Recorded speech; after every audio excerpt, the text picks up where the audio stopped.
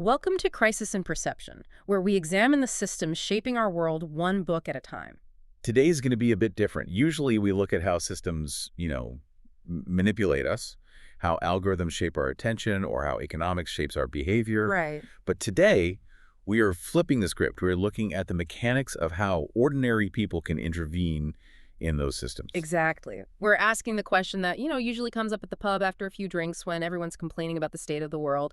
Okay, everything is broken, but what can I actually do about it? Yeah, the big question. And our guide for this deep dive is a book called The Activists Handbook by Aidan Ricketts. It's a crucial text because it moves the conversation away from, let's say, hope and outrage and moves it toward engineering. Ricketts asks, how can an ordinary citizen effectively intervene in entrenched power structures? And I want to pause on that word intervene, because when I hear activism, my brain, it immediately goes to a protest march. I think of signs, chanting, maybe some glue in a road. Is that what we're talking about? Well, that's part of it, but Ricketts would argue that is the surface level, a very visible but maybe not the most important part. Okay. If you only focus on the protest aspect, shouting at a building, you are missing the actual machinery of change. Ricketts defines activism much more broadly. He's talking about organized, lawful, and sustained collective action as a mechanism of governance. Governance, that's a heavy word. That's a serious word for a bunch of people just trying to save a forest. But it's accurate. I mean, think about it. Ricketts argues that in a healthy democracy, this kind of friction, citizens pushing back against power, isn't a bug, it's a feature. It is a functional part of how the system processes decisions and stays healthy. The problem, and the reason we chose this book for the channel, is that most of us don't see it that way. We feel like our political participation has been whittled down to two very ineffective options. Yes. Option A, you vote once every 3 or 4 years. Option B, you get mad on the internet. Exactly. We have the ceremonial ballot box and we have clicktivism. And the uncomfortable reality Ricketts exposes is that real decision-making power, whether that's in the halls of parliament or in corporate boardrooms, is structurally insulated from both of those things. Meaning, the system doesn't really care if I vote for the other guy in 4 years, and it definitely doesn't care if I share an angry meme. Precisely. The system is designed to weather those storms. Ricketts argues that democracy is actually a 247 process, is a constant struggle of competing interests. Right. If you only show up on election day, you are absent for the 1,400 days in between when the actual decisions are being made. So the mission for this deep dive is to look under the hood of that 247 process. We are setting aside ideology today. We don't care if you want to save the whales or lower taxes. The mechanics we're discussing apply to anyone trying to force a system to move when it prefers to stay still. It's about physics, not politics. It's about levers. How do you apply enough leverage to move an immovable object? Okay, so let's start with the guy who wrote the manual, Aidan Ricketts. He has a very specific resume that makes him, well, perfect for this. He really does. He sits right on the fault line of this discussion. On one side, he is a legal scholar. He's an academic at Southern Cross University in Australia. He speaks the language of the courts. He understands administrative law. He knows how the bureaucracy thinks. He's a suit. He can wear the suit. He can wear the suit. Huh. But he is also a veteran of the Northeast Forest Alliance campaigns. So he has been on the front lines of blockades. He has been the guy locking himself to heavy machinery. So he's the guy who can write the legal brief in the morning and get arrested in the afternoon. And that dual background is essential. He understands the rules of the game, which is the law, and he understands how to disrupt those rules, which is activism. Right. He argues that if you only know how to protest, you'll get crushed by the legal system. But if you only know the law, you'll never generate enough pressure to force a change. You need to be bilingual. You have to speak both languages. It's interesting that this book didn't start as some academic text, right? It actually started as training manuals. No, not at all. It was written for people in muddy camps trying to stop logging trucks. It evolved from practical, on-the-ground tactics into a university curriculum. So it's been field tested. Very much so. And that context matters because Ricketts begins by laying out the institutional context we live in. And he makes a distinction here that I think is really difficult for most of us to wrap our heads around. He separates liberalism from democracy. Okay, let's unpack this. Because in the West, we weld those words together. We say we live in a liberal democracy. I always assumed that was just one big happy concept. We all do. And that assumption is the first crisis in perception we need to fix. Ricketts argues that these two concepts are actually in a constant state of tension. a tug of war. They have different goals. How Well, so? think about the roots. Liberalism, in the classical 17th century sense, think John Locke, is essentially about the individual. It is about building a fortress around your private life and, most importantly, your private property.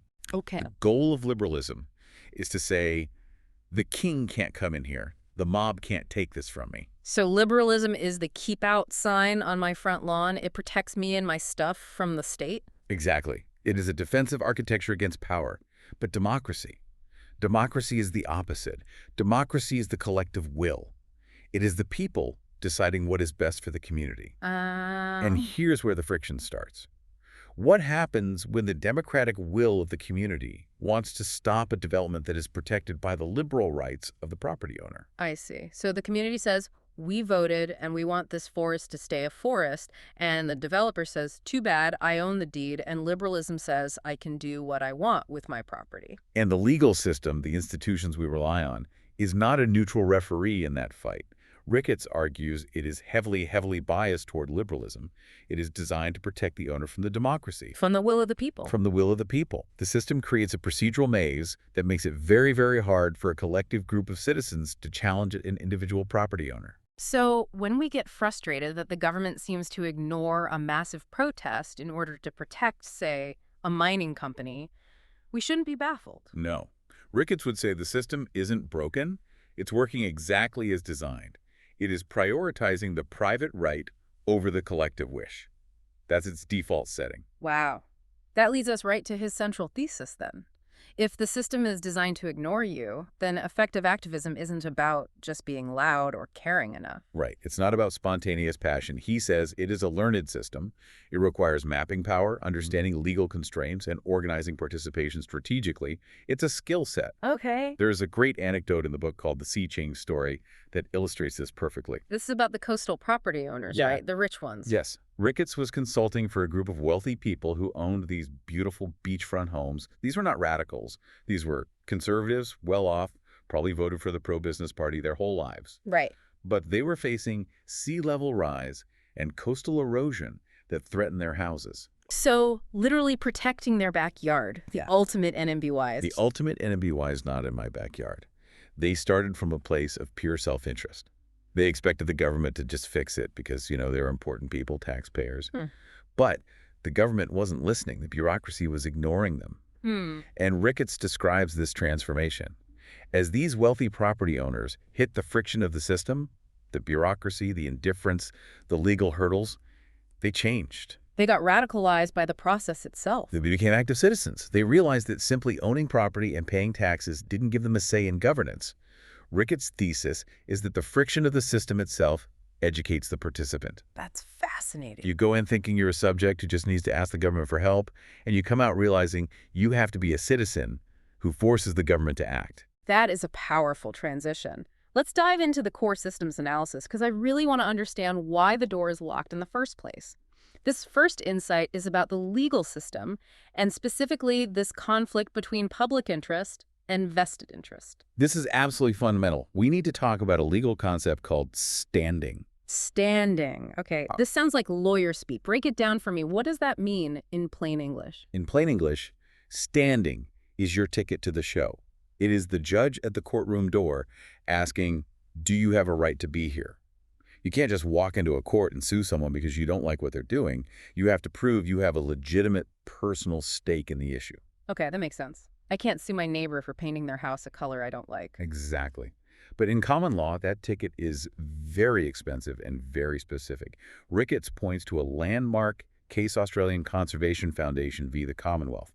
This is a story that really exposes the glitch in the system. Set the scene for us. So, back in the day, a Japanese company proposed a massive resort development in Yeppoon, Queensland. It was going to be an environmental disaster, wetlands destroyed, massive infrastructure, you know the deal. The Australian Conservation Foundation, the ACF, sued to stop it. They argued that the approval process had violated federal law. Seems straightforward. They are a conservation group. They are suing to conserve. That's literally their job. You would think. But the High Court threw them out. And they didn't throw them out because the resort was legal or because the ACF was wrong on the facts. They threw them out because they said the ACF had no standing. Wait, how does the National Conservation Foundation not have standing in a major environmental case? That makes no sense. The court effectively said, this resort doesn't take your money. It doesn't take your land. You are just a group of people who care. And caring is not a legal interest. The court defined what they call a special interest as being primarily financial or proprietary. So because the ACF wasn't going to lose profit from this, they were invisible to the law. That's it. That is wild, isn't it? So unless I am personally losing a dollar, the court basically says, I don't exist in this dispute. In the eyes of the special interest test, often yes. This is the structural tilt. The law is built to recognize and protect vested interest, property, money, things you own, but it has this massive blind spot for public interest. So if everyone is hurt a little bit, like by polluted air or destroyed ecosystem, the court often acts like no one is hurt enough to have a case. It perceives public advocacy as an intrusion, like, excuse me, this is a private dispute between a property owner and the government. Who are you to interrupt? Exactly. And this is why activists so often lose in court. Not because they are wrong on the merits, but because the system literally cannot see the public interest they're trying to defend. Okay, so you're up against a legal system that's already tilted, that prefers property to people.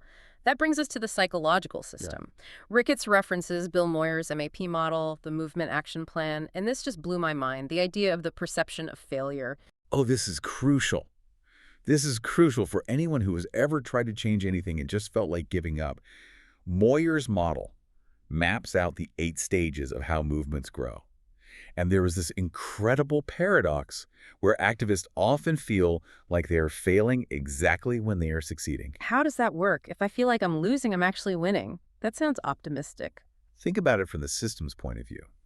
When a movement starts, stage 1 or 2, nobody cares.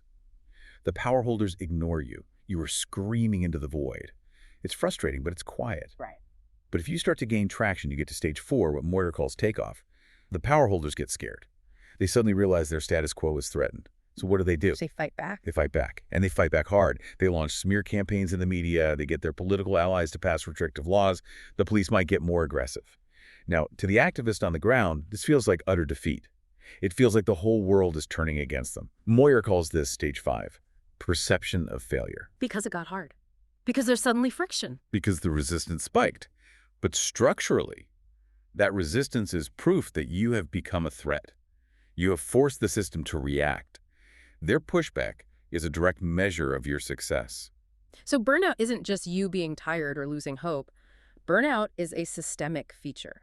The system is counting on you to interpret that pushback as defeat and just go home. Precisely. If you understand the map, you realize the pushback is actually a mile marker of success. It changes your perception entirely. You stop taking it personally and you start seeing it strategically. Oh, they're smearing us in the paper. We must be hurting their bottom line. That is a huge shift in perspective. Okay, let's move from the courts and the psyche to the other big player on the board, corporations. Ricketts describes corporations as private bureaucracies. This is a really helpful reframe. We're used to thinking of the government as a bureaucracy, slow, complex, full of rules. But Ricketts argues corporations are also systems of governance.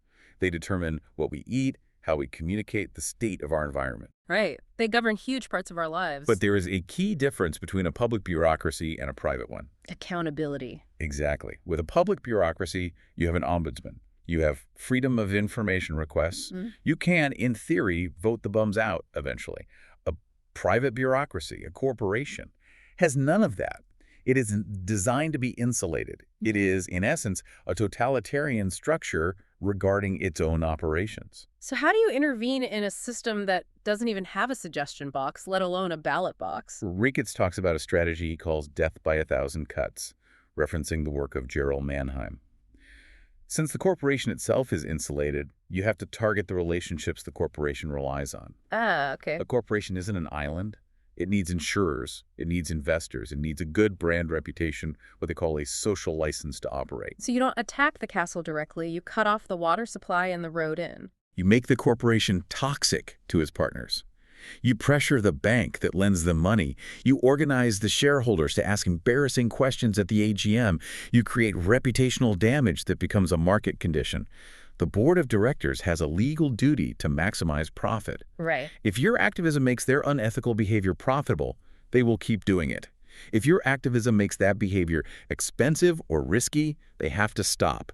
Not because of morals, but because of the market. It's using the system's own logic, the profit motive against itself. Now, let's talk about when things get physical. Direct action. Ricketts doesn't just call it protest, he calls it the theater of protest. I love this concept because direct action like blocking a road or occupying an office isn't just about stopping a truck for a day. It's about decentering the opponent. Decentering. What does that look like in practice? There's this fantastic story Ricketts tells the police commissioner anecdote. It's almost like a scene from a heist movie. Activists occupied a government forestry office. They walked in, took over the space, but they didn't just sit on the floor and chant. What did they do? They went to the fax machine. And they used the police commissioner's own fax machine, with his official header on the paper, to send out a press release and a directive to regional offices saying the controversial logging operation was halted. No way. They impersonated the power structure from inside the building. He usurped it for a moment. And think about what that does to the perception of power. For that one moment, the police commissioner wasn't in charge. The citizens were. It shatters the dominant paradigm that authority is this unassailable, concrete thing. It reveals that control is actually very fragile. So fragile, it relies on everyone agreeing to follow the rules. When you stop following them, even for a moment, the whole illusion flickers. And that empowers the participants. It transforms them from passive subjects who are acted upon into active agents who can act. It's theater, yes, but it's theater that breaks the spell of obedience. That's the power of it. So let's talk about mapping this all out. We've got citizens, we've got advocacy groups, governments, corporations, courts, the media. It's a crowded board. It is. And Ricketts points out that these actors are fluid. Remember the sea change story? The wealthy property owners started as NMBYs. They were vested interest actors. But through this struggle, they transformed into public interest actors. So the players can change teams. They can. And that's why mapping the incentives is so important. What drives each of these players? Well, corporations are driven by profit, obviously. And as you said, their social license to operate, they need to look good. Right. Reputation is a huge one. Governments, they're driven by electoral stability and, resource management. They want to keep things quiet and keep the money flowing. And the courts? The courts are driven by precedent and, as we've established, a deep-seated protection of property rights. That's their programming. So if you understand these incentives, you can start to predict behavior. This is where the power holder map comes in, right? It's not a direct line. It's almost never a direct line. He says that's the rookie mistake. Protesting outside the decision-maker's office. The power holder map is a flowchart. It forces you to ask, okay, who actually influences the final decision-maker? It's rarely just public opinion. So it might be that you have to pressure a bank. To pressure a developer. To pressure a local council member. Exactly. It's systemic acupuncture. You don't just punch the wall. You find the specific nerve ending that makes the whole arm go numb. One of the biggest parts of this map, though, is the narrative layer, the story the system tells about itself. And the big one is the narrative of neutrality. The neutrality trap. Yes. The system claims all its institutions are neutral arbiters. The courts are impartial. The police just enforce the law. The government balances all interests. And the book just debunks this completely. It shows the feedback loop. Let's trace it. It starts with exclusion from legal standing, right? Okay, the courtroom door is locked. That forces citizens into direct action. The blockade, the occupation. Which is then criminalized. The police show up. Which then creates what Ricketts calls dissonance in the activist's mind. They see the system isn't neutral at all. It's actively taking a side. And that dissonance either breaks the activist and they go home. Or it creates a lifelong activist. It forges them because they've seen behind the curtain. There's another feedback loop with corporate campaigning, too. When ethical shareholders start making noise. Yes. The activists on the outside create a public fuss. The shareholders on the inside use that fuss to pressure the board, framing it as reputation damage. That damage becomes a market condition, a risk on the balance sheet that the board legally cannot ignore.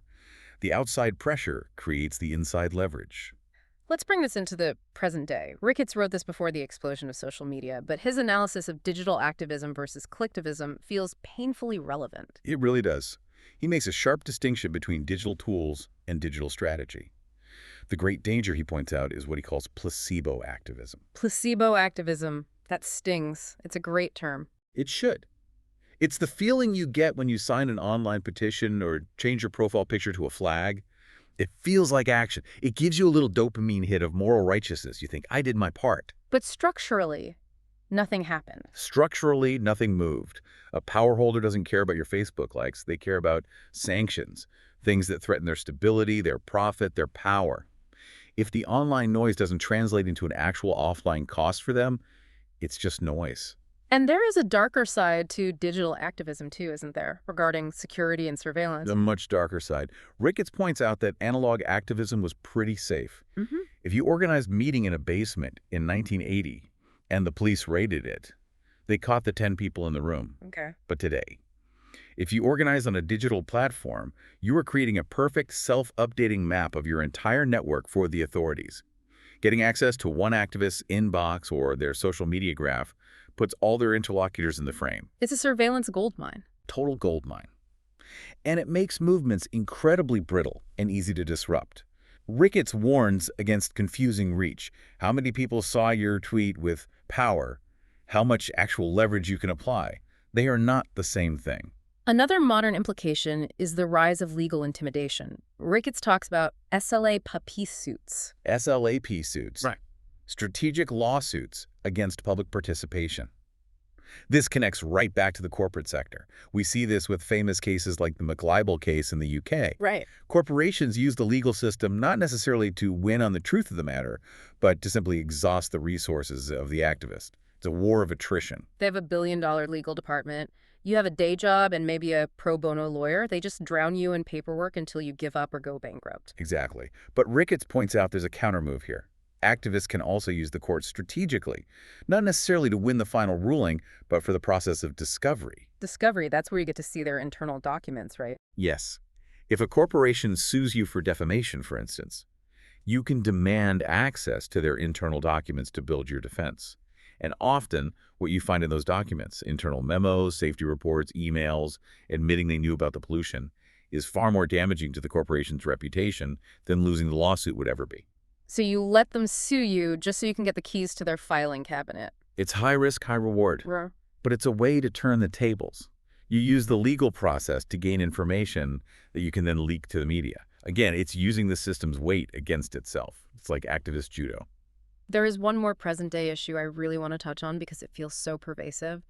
The gap in responsiveness. We see this all the time. The Iraq War protests are the classic example. Yes. Millions of people all over the world marched. It was one of the biggest global demonstrations in history. And the war happened anyway. Zero result. That was a pivotal moment for so many people's disillusionment with democracy.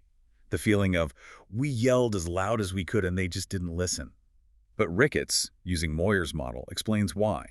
Power holders do not yield to opinion, they yield to sanctions. Okay, what's the difference? Opinion is just what you think, it's the noise level. A sanction is the actual withdrawal of consent or cooperation that threatens their stability. I see. If millions of people march on a Saturday but then go to work on Monday and pay their taxes and vote for the same two parties, the power holders know they are safe.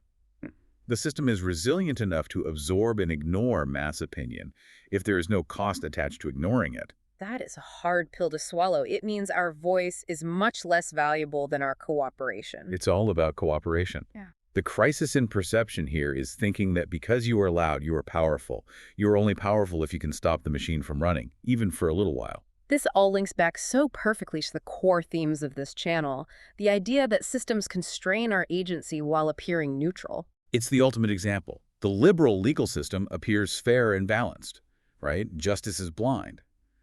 But it requires a special interest, usually a financial loss, to even get into the room. This renders the public interest completely invisible to the court. So the perception of the court as a place of justice acts as a blinder to its actual function, which is often as a protector of property. The neutrality trap again. It's everywhere. And the complexity is part of it. The procedural complexity shapes the perception of legitimacy. If it's hard to navigate, it must be serious and fair. Yes, and it also creates what he calls analysis paralysis.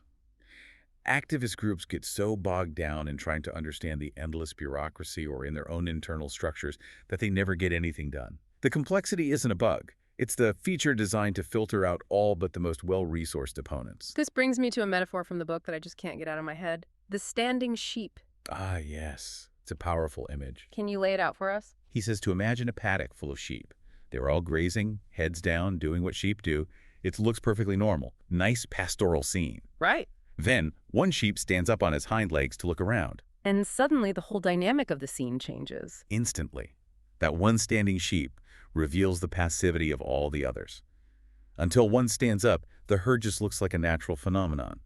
But when one stands, you suddenly realize the others are choosing to keep their heads down, or have been trained to. The standing sheep reveals the fence. It makes the whole system visible. Yes. And yes, she is visible. Yes, she is vulnerable. The farmer sees her. The dogs see her.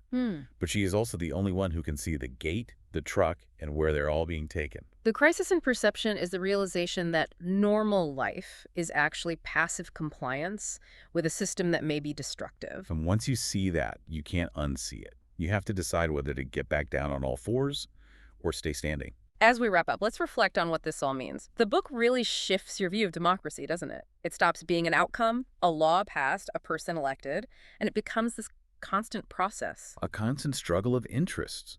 And participation in that struggle is a learned system. It's a skill. You don't just have rights. You have to know the specific levers, the media, the courts, the shareholders, to actually exercise them. Which brings us to the sustainability part. Because everything we've described, the legal bias, the corporate power, the police intimidation, it sounds utterly exhausting. Ricketts ends on a surprisingly almost spiritual note for a book about law and systems. He has to. Because as we discussed, the system is designed to burn you out, that perception of failure stage. That is designed to send you home defeated. So the final chapter is about how to stay in the fight. And how do you stay? Ricketts argues that to survive, you must detach your self-worth from the campaign outcome. That sounds almost counterintuitive. Don't you have to care deeply about the outcome to fight for it? You have to care about the action. You have to believe that what you are doing is the right thing to do. But if your entire sense of self, your happiness, is tied to whether you stop the dam or save the forest, you will be crushed because you will lose a lot. You are fighting a system that is designed to beat you. So it's about becoming that lifelong activist. It's about the transition from a subject, someone who obeys the rules, to a citizen, someone who participates in making them. Listen. The system is designed to keep you a subject. The Activists Handbook is the blueprint for becoming a citizen. Right. And he says you can stop resisting reality, which means stop suffering over how bad things are, and just get to work on the practical steps to change it. It's the difference between wringing your hands and rolling up your sleeves. A profound shift. It's the only way to stay sane and stay in the game. The book is The Activists Handbook by Aidan Ricketts. A masterclass in the mechanics of dissent. This project is free and publicly accessible. If you'd like to support the time, tools, and research behind crisis and perception, you can become a supporter on Patreon. For a shorter visual overview of this topic, see the mini explainer link in the description. If you enjoy this kind of systems-level analysis, please like, subscribe, and comment with books or topics you'd like us to explore next.